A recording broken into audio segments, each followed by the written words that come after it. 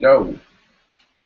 Hello and welcome to the final edition of Trade HQ. A smooth opening as always. To my right is Jay Clark. I'm Sam Landsberger. Trade week or trade period is finally done and dusted. We had a flurry of late trades today. I want to know from you, Jay Clark. You've been the #1 journo throughout the trade period. Who won? Who lost? Let's get to the analysis. Let's cut the crap, mate. Look, all the attention today was on Paddy Ryder and getting for Port Adelaide. And probably predictably, despite all the argy-bargy and column inches on the story, he did get there. And I think, Sam, that for Essendon fans, 17-37 in the circumstances, considering where it all comes from and the possibility of a grievance tribunal, is a good result for the Bombers. Like, they get Cooney for 37, who slots straight into a sort of a half-forward flank there and cleans up a bit of their ball use.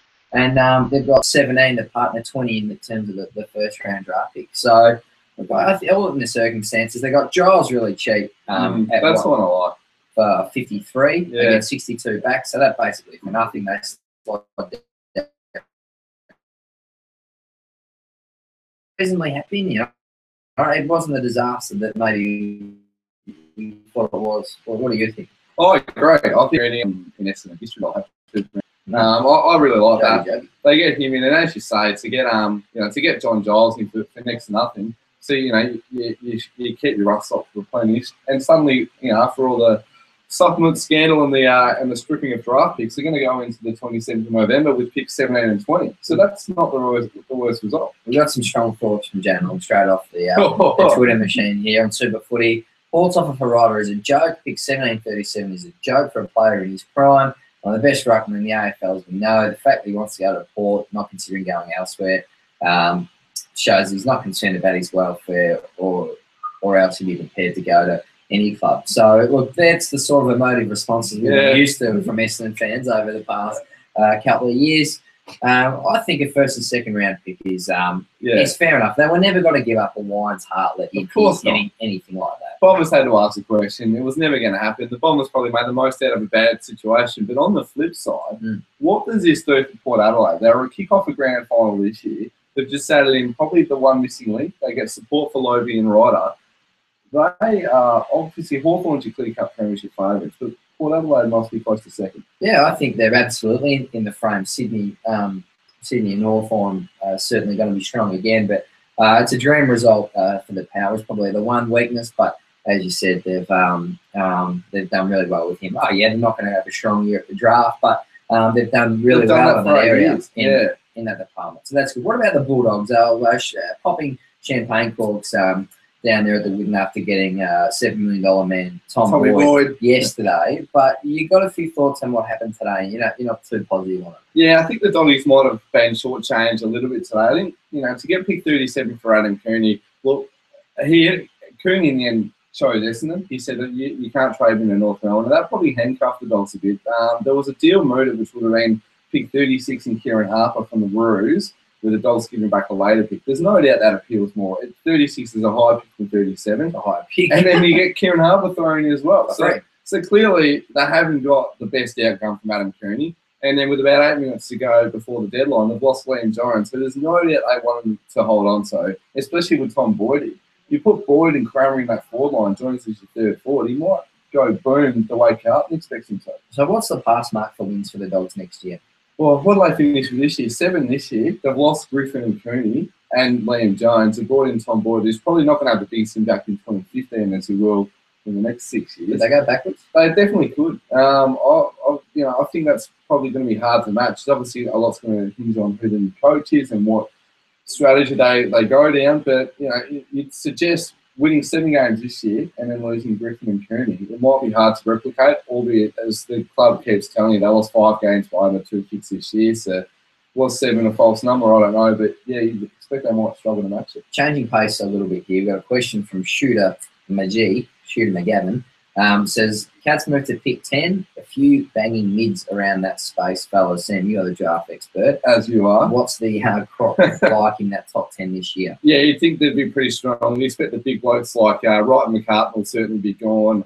Sam Durden might be gone as well. But then you get to some nice players there. Jaden Lafleur, Duggan, Pickett could be around there as well. So I think the Cats, they're probably going to target a bit of speed with Christensen and Barker going out, and I reckon that's a nice pick to have. So we'll pick it's the West Australian boys, speed outside. Yeah. Boy, is it? He's a really exciting player. His highlights package is almost second to none. I think he played a game against half a dozen Fremantle players this year where he kicked 2 goals in the last minute of the game to win it. One of them came from a huge specky. So he's a really exciting player. Consistency a worry, but if the Cats could land a player like him, I reckon that would really shore up and help, almost help give back after losing Christensen and Barco for not much. So Carlton get its man Liam Jones today to partner with Christian Jacks in a new look forward line. Yeah. What do you think of Liam Jones? I like that. So suddenly they've got Jacks, Levi Casbolt if he gets a game, Lockie Henderson, and now Jones. I like that setup. I reckon that's a lot more potent than they probably had this year. I think Carlton's done really well. I really like the Christian Jacks trade to finally slide back 10 wide picks, get him and Mark Wiley in. Wiley's got a lot of fans out there. Talent spotters rate him pretty highly. And then, to get Jones today for 46, I think they've done really well. Jones and Reece Stanley drafted the same year. Very similar development. Stanley, the Saints got pick 21 for him, and the Carlton's only giving up 46 to Jones. So you suggest they're pretty big winners on both fronts. Been all over the Saints the past couple of weeks. Absolutely got all the great mail on that footy club. They were a big story today as to whether they would hand over that #1 pick, and they didn't. They didn't. What was the best offer they received for the #1 pick? Pretty confident the Giants came to them yesterday before the Jack deal and said, we're about to get pick 7 from Carlton. Here's 4 and 7. Give us pick 1. And the Saints said, thanks, but no thanks. And once they rejected that, I think the Giants read the writing on the wall that the Saints probably had pick 1 tucked away, and Christian Bruchaka is looking like the man they want, the explosive midfielder from the Eastern Rangers. Just a really special talent. I'd be very, very surprised if he's not wearing security colours in 6 weeks. So who's he like? What difference does he make in the security midfield? What kind of player is he? Who can we like him? He's really exciting because he's just got this really damaging mix of power, acceleration, and really good skills. And he can also win his own footy inside. So he ticks just about every box there is. Like a Dangerfield? Yeah, you could probably make that comparison. I think the other part of it from the Saints is they finished last this year, and the aura, there's no doubt there's an aura of #1 pick. We've seen that with Tom Boyd. 4 and 7 might have been attractive, but from a marketability point of view, well, there is something special about having a #1 pick on your list. They're going to lose Nick Rewalt soon. I really like it from the Saints. They ticked off their draft strategy by getting the pick inside their first 2 picks. So they'll go to the draft with 1, 21, and 22. So that's Petrarca, 21 and 22. I reckon that's a pretty good spot to go. Question here from Bob says, why would the Crows trade pick 10 for pick 14? The only benefit moving from 47 to 35 later on the draft. So they'd go down in their first round pick to go up 10 spots with their second pick. So it could cost them Sammy Durden in the first round. Wonderful boy. Durden goes earlier than 10 though, doesn't he? Oh, he might. There's an outside chance he could be there at 10. He's probably in the. Darcy Moore's locked away for pick 9, and I don't think he's in the top 5. So purely 6 and 7, which are both the Giants, and the Giants they might take him after losing Boyd and Jacks. He might be the man for them. So if he gets through the Giants at 6 and 7, he should be there. And Bob's right. The Crows could miss out there. Remember, the Eagles did that last year, didn't they? They deliberately went back in the first round. Always knowing they'd get Sheed. So they obviously got something in mind with that first pick, and they think a player they wanted at pick 14, Bob, or a player they wanted at first round, would still be there at 14, even if they had pick 10. So they're looking for a better player with that second pick. I don't mind this from Tipsy Tiger. He's just sent in breaking news. Richmond's just turned up for trade week. They thought it started at 2 p.m. today, just like when they turned up to play footy halfway through the season. Not bad there. Chris from Tipsy Tiger. Yeah.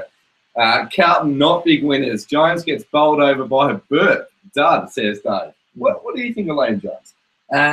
He's woefully inconsistent, really, to be brutally honest. The work rate's a worry. Yeah, been there 6 years. He takes a great catch. The second, third, 4 efforts, the running, he finds really tough. So, look, he hasn't proven himself at AFL level yet. I certainly understand with Carlton's lack of quality key forward options. They only really have him Casbolt at the moment now that Waite's gone. But he's worth a try, and he's only got it cost him pick 46. So, if it works, we'll be talking him up as geniuses.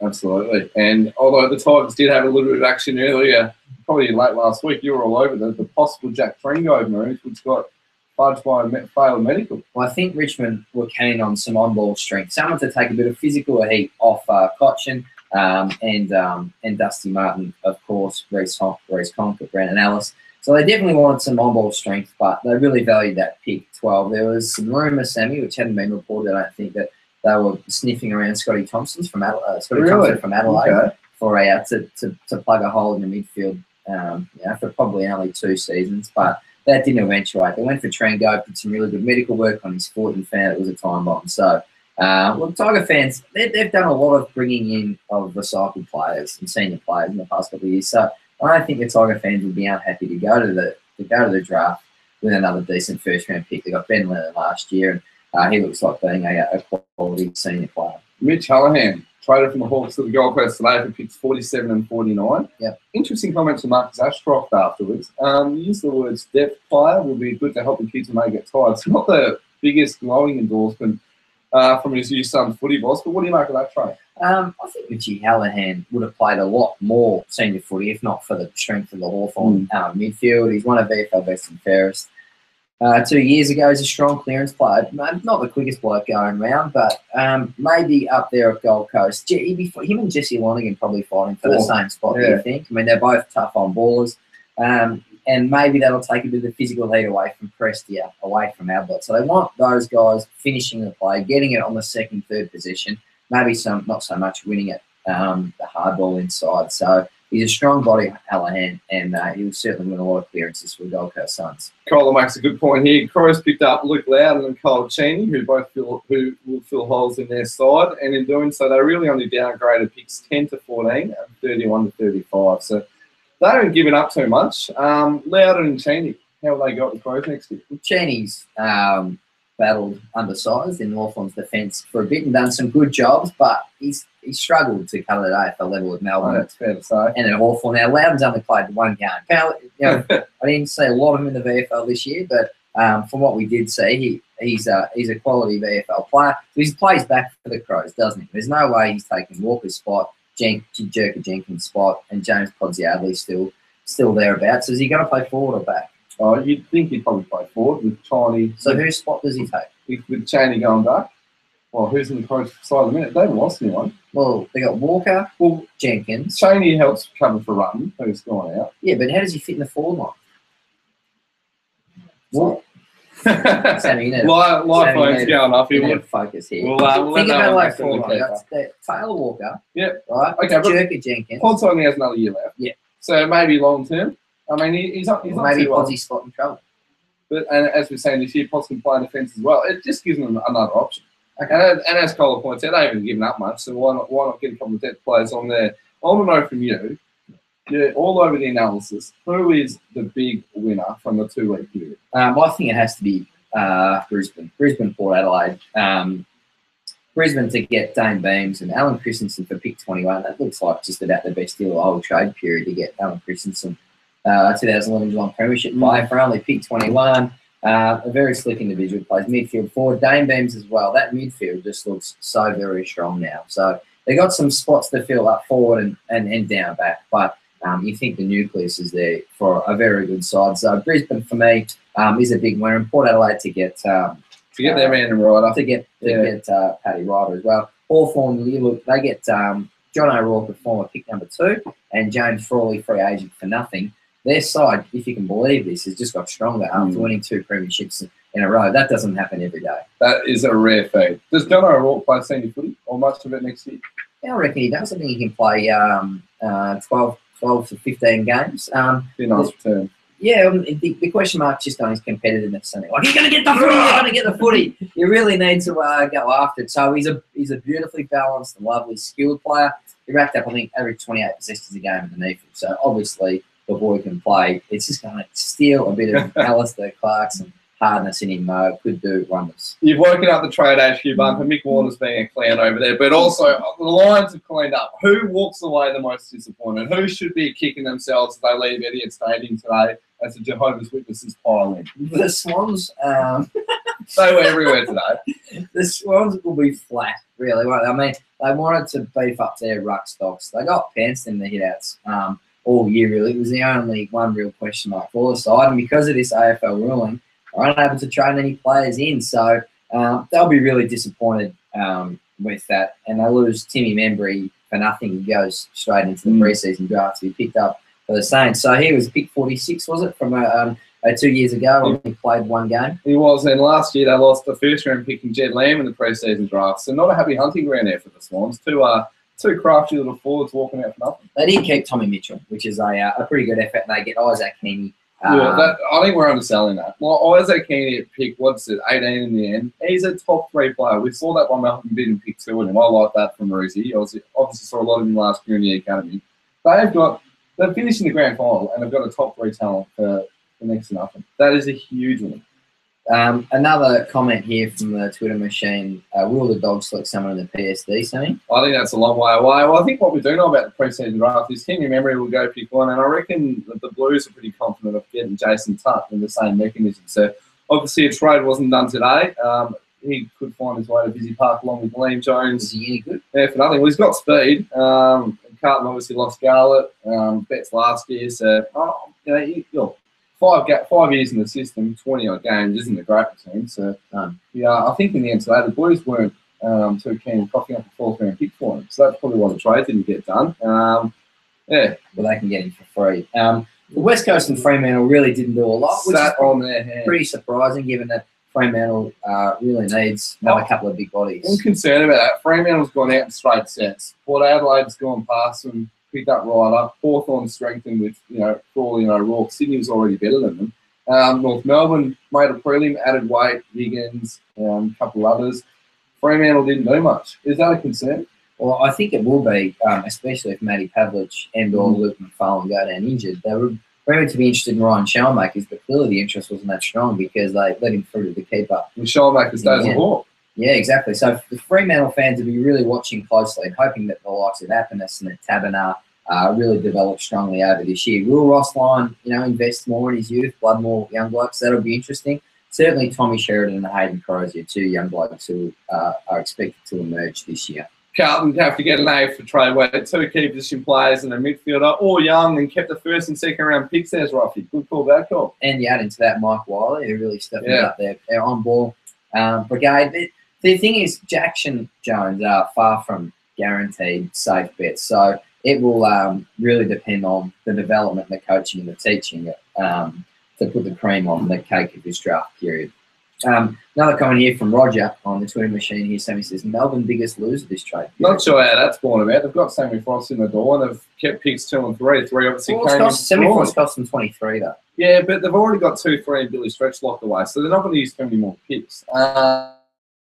Pretty keen on Frost. I think we were a couple of weeks ago that the Giants were asking for their 2nd round pick, and in the end they got it. Hats off to the Giants. They might have paid a little bit over there for an unproven kid first taken as a rookie, but when you walk out with pick 2 and 3 and another key defender in the door, I don't think you're the biggest loser. What about their inability to get a senior player with 2 and 3? Like, clearly they were chasing a star. There's no one in the market. I think Josh Marty said today that they had no offers for 2 and 3. They dangled them out there for 2 weeks, and if there's no one buying them, maybe players don't want to go there. Well, O'Rourke wants to go to Hawthorn.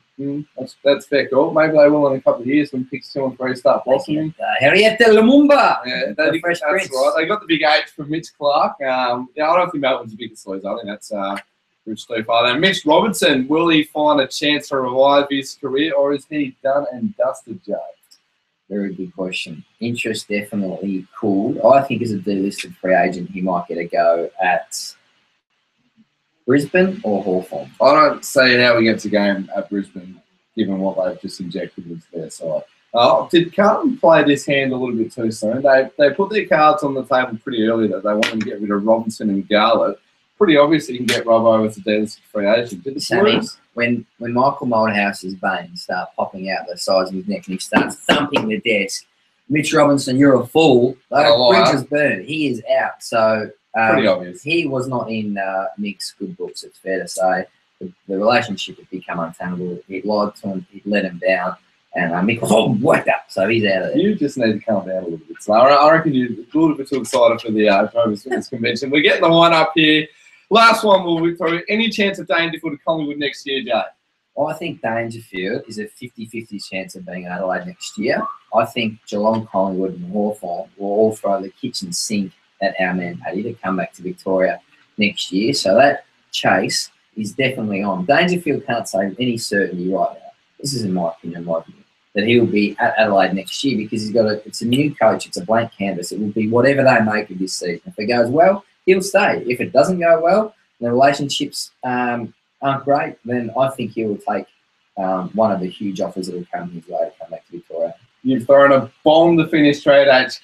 Patrick Dangerfield, a 50-50 chance. Could be what did you say, the Cats, the Pies, or the Hawks next year. Stay tuned. Thank you very much for listening over the past couple of weeks. It's been good fun, and make sure you pick up tomorrow's Herald Sun, because this man will be all over it.